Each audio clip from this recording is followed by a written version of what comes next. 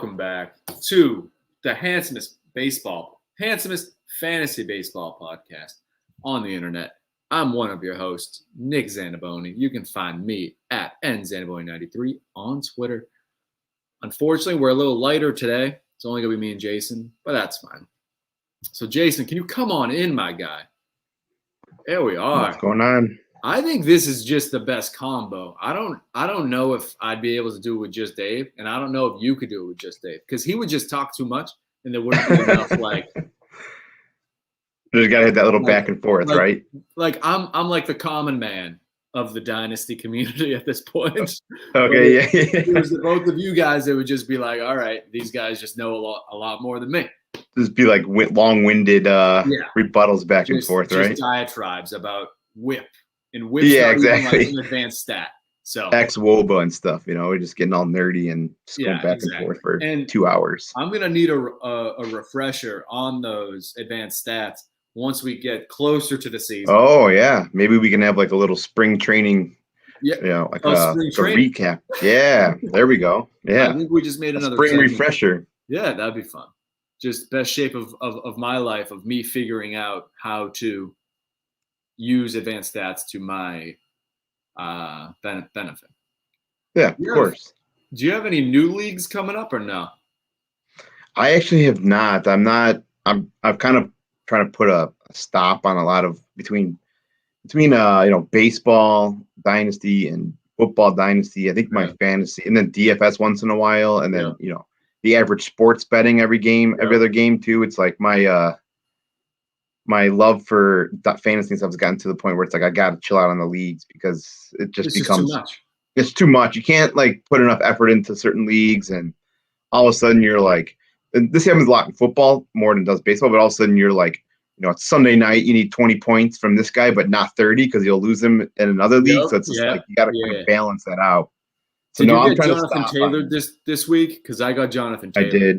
I did. But so get to this. But then I Jonathan Taylored someone else. Oh, so I got Jonathan Taylored. I had Eckler, and I still lost. Oh, that's tough. But I mean, I had Dak Prescott who only got 2 points. That was tough. Yeah, it was bad. It was a bad I didn't look. get to watch any football this weekend, which sucked. But what happened there? Were they just like not good? Was the Chiefs defense actually show up? It was a bit of both, man. There was so CeeDee Lamb went out with a concussion. There was no Amari Cooper because of COVID, so just a lot of. And then they were pressuring him a lot. So yeah, I don't know. It was a bad look, but. Are you excited for for the Thanksgiving matchup of Andy Dalton versus what's the fucking Tim Boyle, I think. Tim Boyle, yeah. Backups, yeah, I know, man. It's they should flex that. I wish Dave was here. Titans on Thursday. That would be good. That's what I need. Unfortunately, they keep the traditions alive with always got the Lions, you always got the Cowboys. Will the Lions one of those win? Things. Oh, Dave's to be honest with you, I wish Dave was here if I could give him a little bit of rising on seeing if they might actually get their first win this week. But I don't know. How hurt is Justin Fields? I'm sorry for anybody that's actually tuning in for fantasy baseball knowledge right now. I know this is going down the lane of a football. All of a sudden. But if Dave was here, he would get us on that lane. He would be like, guys, this is true. I don't really know. I don't know too much about the injury front. I'm kind of being hush-hush about it. Right now, all talk in Chicago is getting rid of Nagy, so we'll see. All right, so now let's get on to the. I still need to ask you my question because I didn't even do that. Oh yeah. Before we get to baseball, what's that question? All right, so I'm in my late 20s. I've hit the going to weddings all the time. Oh yeah. What is your number one wedding song? Like to either dance to or sing along with? That's a tough question because there's so many classics, But I think keeping it classic, because I don't know, there's always, everyone can get down on the classics. Once the classics end and the new wave music comes out, all the middle-aged people and the older people just kind of leave the dance floor and just. Yep. So I gotta keep it classic. I'm gonna go with I don't even know the name of the song, but the little bit louder now, a little bit louder now. Yeah, that one. Yeah. Yeah. Right. That one's always fun. Gets everyone going. Everyone's interactive. That's true. Yeah, it's a good one. What's yours? Mine is probably a newer song. Okay. It's Mr. Brightside. Oh, okay. I don't know. So the past 3 weddings I went to, it goes from Mr. Brightside to all the small things. And Okay. like that age of like pop punk was like when I was like growing up. So everyone at the wedding is just like Singing along. going off. And just the vibe is right. But Shout is a good one. Yeah. My girlfriend said Shout will not be played at our wedding. So I'm not. I don't remember if mine was or not. I don't remember. I'm gonna be honest with you, man. I don't remember much of my wedding as far as the reception part goes, because there was a lot of adult beverages being consumed once we left the church. Yeah, good. So yeah, I can't recall which was played and which was not, but getting back on some baseball topics, I don't know if you saw the Wander Franco news earlier today broke. Massive contract. News? Yep, massive contract for the to the young spry. I think like is he 20? Is he 20 now? I think. Yeah. So yeah, they locked him up for his whole age of 20s. He's still being his prime. And honestly, I think if he reaches his peak, I think that's actually a good deal for the Rays. Yeah. 200 mil or something like that, 250 even. That's a great deal for them. Because he could really be you can't compare this to anything. Like you can't do the like Kingery one because like Kingery was never good. Right. Like, he was good in the minors, but like we never saw it because he was a spring training guy. I feel like Lou Bob might have gotten one or Eloy. And even then, I think so. Both of them, I think, got it, and it was nowhere near even 100 mil. Yeah. I think Eloy only got like 80 mil or something like that. So this is, bigger, again, this is, this is kind of proving that, he could be the real deal. I mean, obviously not Atlanta, but Tampa Bay thinks he's the real deal. So, and they're smart. So, yeah. So I think, the GM meetings are in a couple of weeks. We should have some sort of episode where we like recap for Dynasty, some of the signing. That's one thing that sucks about baseball's free agency to me. Is there's never that like mad rush to how baseball. I mean basketball and football. You wait till midnight and you're just like on Twitter. That's football where baseball misses the mark, man. They nobody rushes and gets. There should be like a window you have to sign. It's the same thing with the draft though. They need to figure out player movement. Yes. In baseball, I agree, and that brings in fans, whether teams like it or not. I love the drama, right? Like. The time where Blake Griffin was like, they locked DeAndre Jordan like in his house to like re-sign or something. Right. They need this stuff to bring excitement around the game. I want Alex Bregman to like get a prostitute and like bring it to Correa's house. Exactly. So it doesn't leave, right? That's what I want to hear. So yeah, we'll have to have some sort of recap of the winter meetings here in a couple of weeks. Hopefully we'll get something soon. I mean, a few things have happened. A few small little things. Yeah, got a few things, but nothing. We'll have to have a big recap show. Maybe there'll be sometimes the winter winter meetings can be hit or miss sometimes too. Sometimes it's like bonanza, and other times it's just a bunch of rumors. So hopefully we'll have an exciting one this year. Exactly. Let's get into our perfect draft, which it's appropriate for this week since it is Thanksgiving on Thursday. We're gonna go ahead and do our top Thanksgiving eats. I mean, obviously the 3-man draft works better than the 2-man, but let's still just run with the 2-man. I mean, it's a good segment. I feel like it kind of breaks up the monotony of the baseball off season. So Dave for his 1-1 would go with cranberry sauce,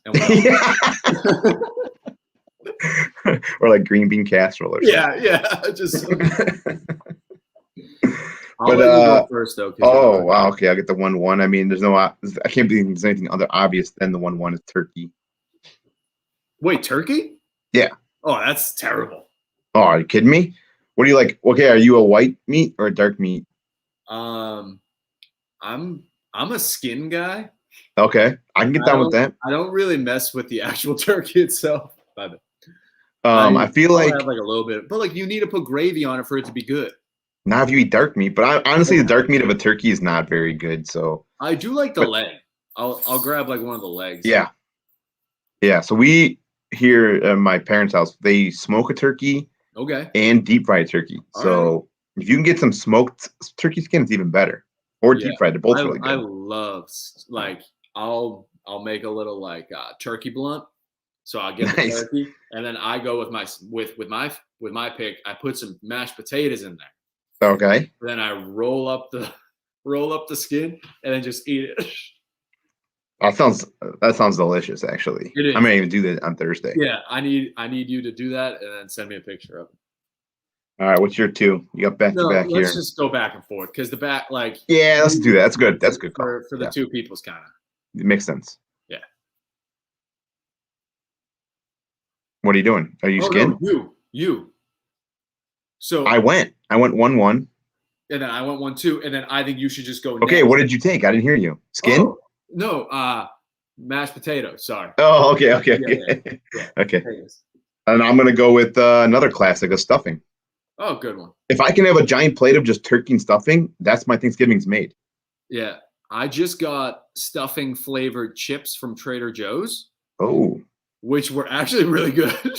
that sounds good. Yeah, they're very dusty on my hands, which is fine. I just lick them and then wash my hands. But Yeah. I recommend. I'm gonna go with candied yams. Is that what? Okay. Like the sweet potato with the marshmallow. Yeah. I don't have it often, but like whenever someone cooks it, it's a very good thing to eat. That's one of those things where it's like I think I only eat it on Thanksgiving. Yes. Yeah. Exactly. You know what I mean? Yeah. So I'm gonna go. This one's now it's getting kind of tough because it's like I want to take one thing, but I feel like I got to go gravy. I don't know if that consists of a pick, but I'm gonna go gravy because you picked turkey. You gotta eat something with that dry ass turkey and the dry stuffing. So yeah, you're very dry. Well, now you're not. Now you're moist. Now, yeah, exactly. I gotta go to my list. I mean, I got a list up, so I also think there's sometimes where there's like people bring stuff and you're like, it's getting passed. I don't know how it just gets passed around. I'm like, I don't want to take this stuff. Yeah. So I kind of just like take a scooping of it and I'll put on my plate and bury it in mashed potatoes or something. My next one is gonna be like my mom makes it. I don't know if it's like a thing. So they're potatoes again with chopped onion, and then there's cheese on top. I mean, it sounds like cheesy potatoes. We have the kind of, I guess, is the little cube potatoes? No, they're mashed. So it's mashed potatoes and then cut up onions. There are a little pieces of potato in it too. So right now you have a plate of potatoes. Yeah, and I'm all about the carbs. I think I'm gonna round out this is our fourth pick, right? This one's tough. I think. Biscuits. Gotta go biscuits. Oh, attaboy. Nice one. Yeah. Whether it be croissant rolls or everything's into a sandwich for me. So like, I'll put the biscuit, then do the mashed potato. Yeah. Then do piece of turkey. Then do a layer of skin. It all revolves around the skin for me. I know. I mean, my final pick, I'm going with the skin. Yeah. You gotta have that. You gotta have that skin to roll that blunt, right? Like exactly. I think those are both two solid we're plates of Thanksgiving. Out to dinner on Thursday, and I'm pissed. Like I'm actually upset. You're going out to dinner for like one of those like prefixed like Thanksgiving meals, or my mom's getting a new kitchen. Okay. So like I get it. She doesn't want to like have people over and like deal with that shit. But I said, what's on the menu? And she goes, I don't know. I was like, so you could be going to get like a cheeseburger and then just like sit there, maybe throw some gravy on it. I don't know. Yeah, right. And the worst part is there's gonna be no leftovers, which is the best part. Yep. Turkey sandwiches. Yeah. For like the next week. Yeah. You get some nice bread. Oh. All right. I'm starving. I have not eaten dinner yet. So. I know that's enough Thanksgiving talk, but let's get into some baseball again. We're gonna go with our triple D's. This week is going to be none other than the World Series champions, Atlanta Braves. So I think, what do we do first here? We're going to do the pitchers first, I think. Yep, pitchers, we're going to go first. Why don't you go ahead and kick us off on a pitcher that you are most looking forward to in a Dynasty League for the Braves? All right. I'm going to say his name wrong. Mike Soroka? Is that it? Yeah, Soroka, something like that. So I need you're probably going to answer this. He tore his Achilles 2 years ago. And then he did it again. Yeah, I don't know if he tore it again, but he definitely had a setback. Okay. It was in the end of 2020, right? I think. Of the COVID year. Right. He did it in the COVID year. Yes. He was ramping up. And he had a setback. I believe I he don't had a remember what the setback that was, ended his but year this correct. past season. Correct. But he's fucking nasty. Oh yeah. Like, If you didn't pick him, I was gonna pick him. yeah. So I was like, when you sent that text on the behind the scenes thing, I was just like, oh damn, I was gonna do Soroka, but I like Soroka a lot, man. So he's someone that I like to target bad luck, and he just seems to have had bad luck. And things with if it's not your arm and you're a pitcher, I'm not worried about it. Oh yeah. So injury wise, I'm not worried because it's below the waist. He's fine. I mean, he's not fine, but I think from what I looked at, I think he's set to be in next year. Like, I don't think he's out for the season. No. He should be back. Yeah, he's still. Oh my god, he's 24. Yeah. Like, he'll be 24 until August, which is like a team that just won the World Series. Like, he was probably their number one. Like, he's like their guy. Yeah, he was. Yeah, I mean, even before, like in 2020 or in 2019 when he came up, he was battling for that number one spot. Oh wait, hold on. He did re-tear his Achilles.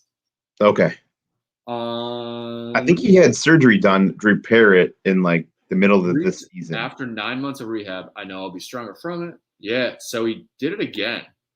Wow, that's tough. That was in like this was this year, right? 2021 when he came back. Yeah. Yeah, so he might not be coming back this year. Yeah, he might be a while. Yeah, but guys, I'm telling you, that's the perfect opportunity.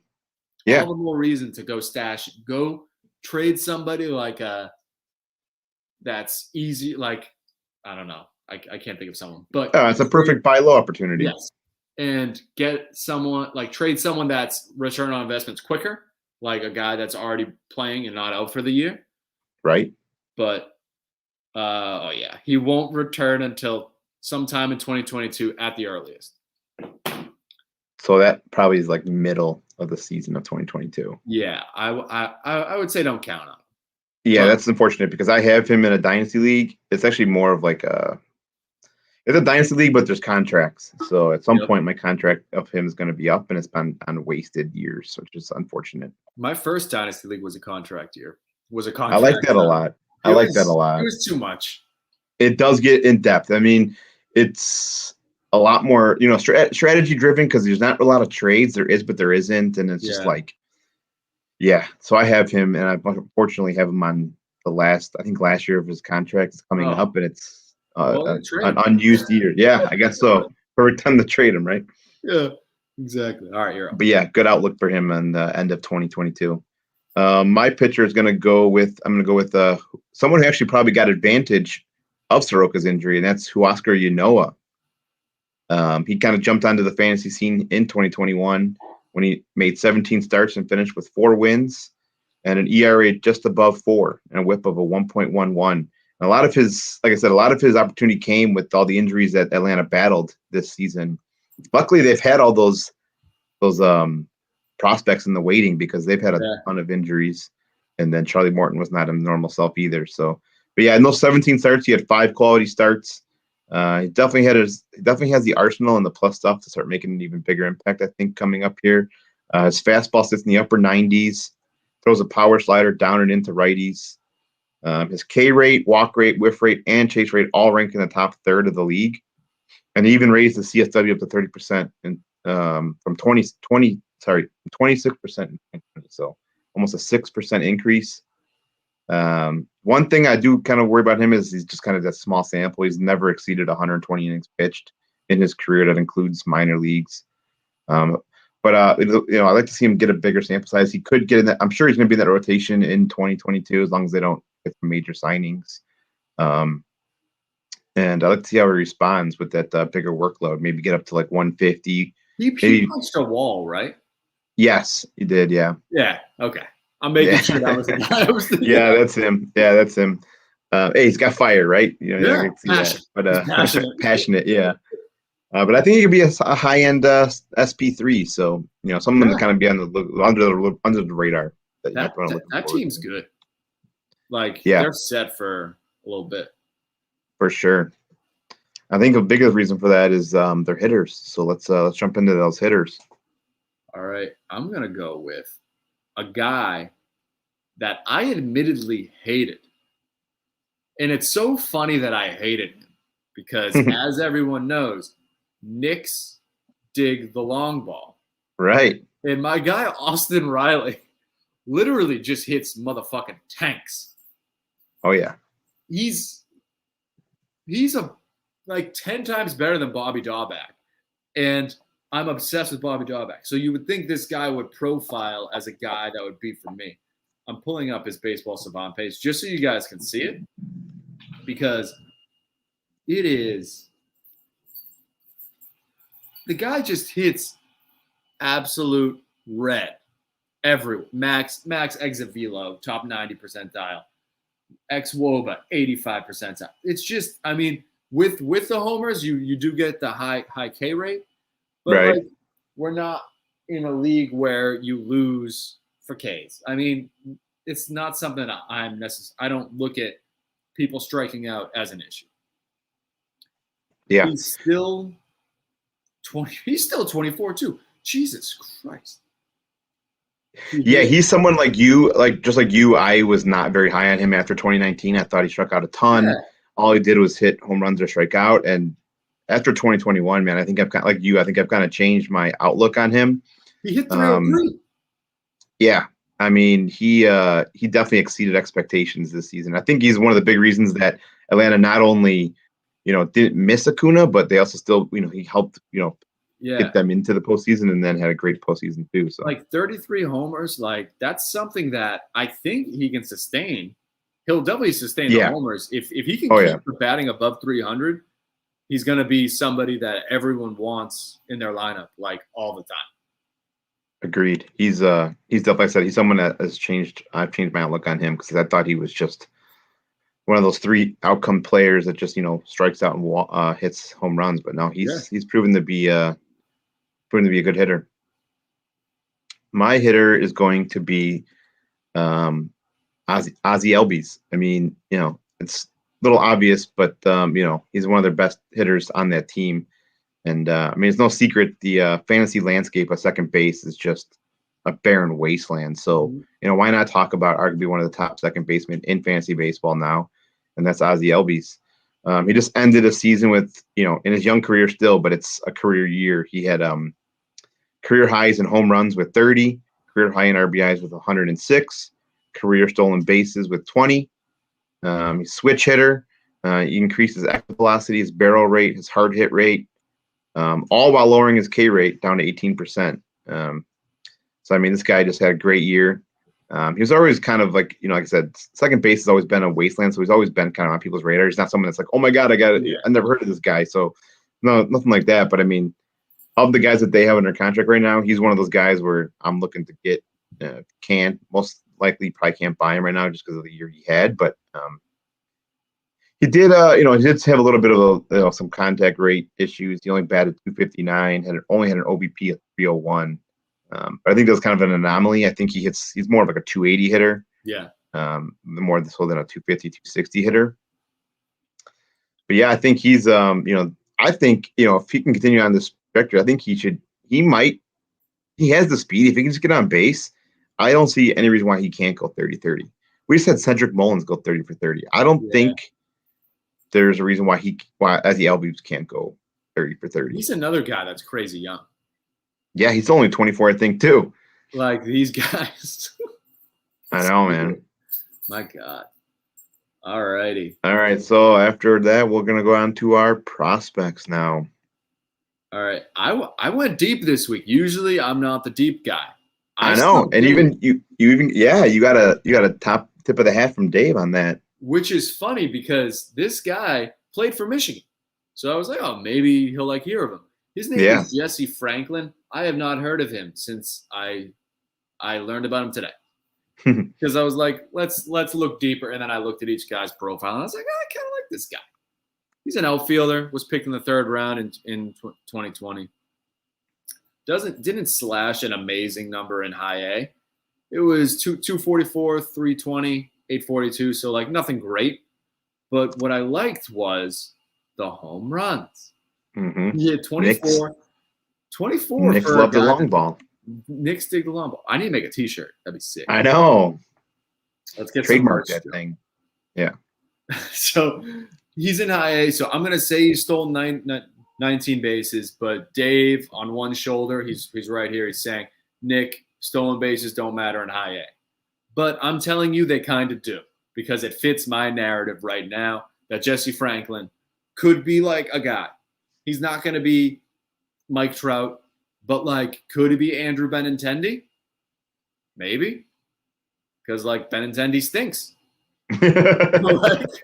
Man, that, speaking of Benintendi, what happened to that guy, man? I've never seen a guy take a bigger fall. I mean, I have. I mean, it's baseball. It happens all the time. But like, I mean, he was the guy.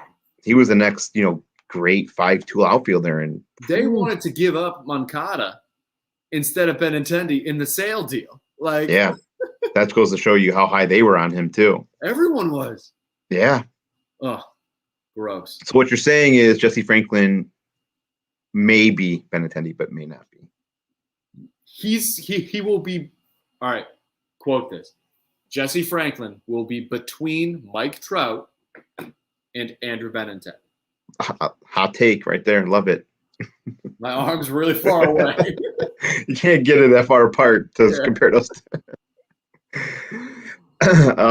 So, we're looking through like the top prospects in the system, and it's, of course, classic Atlanta, just filled with pitching prospects. That's what Atlanta does. So I went ahead and picked a pitching prospect, and that pitching prospect is Freddie Tarnok. I think that's how I say it. He is the right-handed pitcher, was the Braves' third-round pick in the 2017 amateur draft. He actually was a former two-way star, which at the time was like, oh, that's what everybody was, and we just make either one way or the other. But he may have missed that little bit of bubble because the ultimately went on to pitch for the Atlanta system. But he's slowly been developing as a starter, and he features a 3-pitch mix of fastball, curveball, changeup. His fastball being his best pitch that reaches mid 90s, while his curveball is close second, and that actually has got enough spin, I think, and velocity to actually get batters to chase. So that's what you kind of look for. His 2021 season was his best to date, as he went 6-4 with a 3.44 ERA, a 1.14 WHIP, and actually 109 Ks in 73 innings. And actually, the Braves just this week moved him onto the 40-man roster, as obviously we all know their Rule 5 draft is coming, and he is Rule 5 eligible this year. So obviously the Braves want to hold on to him. They think they see something in him, as do I. And he could be like that SP3, SP4. Yeah. And, worst comes to worst, he can be definitely in a high-leverage bullpen piece because if you actually look at his splits in the minors, the splits actually favor relief. He only has a 3-pitch mix, so obviously ultimately he could end up being that like setup guy, possibly in like the 8th and then moving into like a closer role. But right now they want to keep him as a starter, and I think he could at least contribute like at least 100 to 150 innings of some solid work. So be on the lookout for him, and he may not get his, maybe late 2022. I could see basically getting a little cup of coffee. They got a lot of pitchers in that system, so they have so much. They have all of the pitchers. Yeah, if not 2022, 2023 for sure, because he's, like I said, he was to high school in 2017. So yeah, I was in a league once that had a Rule 5. Oh, that's kind of interesting. It was a nightmare, honestly. How does that even work? Oh, so it was like kind of the same concept. Like you had a prospect for more than like 5 years. He became. So it would be like if Freddie Tarnok was on my roster, I would have to put him on my active roster instead of holding him in the minors. Oh, okay. Because he exceeded his real limits in that. So would you guys have like a Rule 5 draft and then a first-year player draft too? Yep. It lasted 1 year. I would say who was in charge of handling all the Rule 5 eligible players? The commissioner? Were in charge of your own, and then if someone found one, like I think the first year, someone like good fell through the cracks, and like it was a big deal. And so everyone was like Orlando Arcia or something. So like back then it was like a bigger deal than what it is. Right. But it was a lot. It quickly got nixed or what? Yeah, and then we were just like that's way too fucking much. Yeah, it's a lot. It's a cool concept though. Cool. Because we're all in those leagues where there's that guy that just like hoards all the prospects, So it's kind of a cool concept. It's a lot. Oh, I have a question. So it is baseball related. Nice. I texted the group about a Lucas Giolito deal.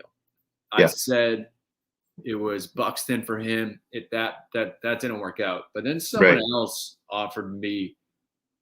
I'm in my team's loaded. I have enough pitchers. Okay. I'm trying to reload my farm so I can get players next year back to like help me win. Okay. So a guy offered me 4 firsts, the highest being 6. And they're all for next year? Yes. Okay. Like this past class. So So it was like 6, 15, 20, and 24. And I already have 7. You already have 7 first? No, it would be so the 6th pick, the 7th. Oh, I got you. The 7th. No, I have okay. I have 1. For just straight up for 4 first for Giolito? Yeah. I think that's like no, he also wanted Cortez from the Yankees, who was like good. I don't know if he's like stick there, like be a starter, but I think 4 is a lot. I think so too. No. I'm still leaning Giolito. I'm not a Giolito guy. I was off. I'm not back on, even though he had that great year for the White Sox. Yeah. And I think I'd still prefer. I think it's more telling of what I think of this class versus what I think of Giolito. Up and got traded 6 and 7 for like. Yeah, so I think that top 10, maybe even top 5 is awesome. But then after that, I think there's a big, huge. Yeah, like I'm hoping to get that Suzuki guy at 7. Okay. Because you got the top 5, you got the shortstops. Yeah. You're gonna get like Leiter in there, probably in top 5. And that after about that, man, I think you can start to see a pretty big. It's hard to say with baseball, but I think there's a big drop off after about like 5 or 6. And they're so hard. I know, but like I said, I think I'd lean Giolito still on that. Right. I think I'd rather have if Buxton could ever stay healthy. That's a smash accept for Giolito. Because we've seen a little something else, and the guy wouldn't budge. It's because it just goes to show you when Buxton's healthy, man, it's just like. Is he? I mean, it's insane. Like, he's healthy now, as we know. Right. Yeah. And he might get traded, which could be cool. Maybe that change of scenery could help his health issues. I don't know, man, because I have him in a couple of leagues. Love the guy. I'm a huge Buxton fan, especially in the last year or two when he's been just insane. But to get let down all those times when you're like, I need him this week or I need him this year, and he's just rotting away on your IL. I'm just looking at just something that can make me do it. Like Ian Happ in Buxton, I'd do it. I don't think he would. Oh, I would too. Ronald Acuna in Buxton. Yeah. Easy, man. 4 firsts, I think I'm still leaning Giolito. Just because when you have that, like, let's call him an SP1 in his peak years, to jeopardize that for let's call them crapshoots in baseball, it's just not enough. Josh Lowe and Buxton. I would need something. It doesn't have to be great. I would need something to put in my lineup for when Buxton ultimately rides the IL for 80% of the games in 2022. I don't know. I'm gonna figure this out because I love Buxton. I do. Everyone loves Buxton. He's fun. Yeah. Fast. He gets a lot done. Giolito is kind of a bum, but he's good. Right. He's still an SP1 in his peak years on a good team that's going to give you wins. So he's my SP4 though, so that's why I feel this way. Right. Yeah. If you have the depth at pitching, he becomes expendable. I just need DeGrom to not be hurt. I should just try and trade DeGrom. Yeah. Because he's old. All right. Yeah. I've All right. Gone over 4 minutes. All right, but I know that we talked about it last time, but stay tuned. We got that first year player draft coming up here, and we'll get those results next out. Week. I think we need 2 more guys. We're real close. We're real close. So, how do we do that? Do you know? What do you mean? Like, do we do it? Like, I tried to look on Fantrax. I don't think I can do it on Fantrax. I think you have to set up a whole nother league, and I mean we'll talk about it behind the scenes. But you set up a new league, and then you can just let the people know. Like, cool. I don't think you can do kind of how we did in our 30 Rock. There's no way to put it where it's just Or we just first-year make a players. sheet, like Google Sheets, and you like. We could do that too. Yeah, I know Google Sheets would work too for sure. Cool. So stay on the lookout for that. And everybody else, have a good Thanksgiving, guys. See you, Jason. Yeah, have a good one. Peace.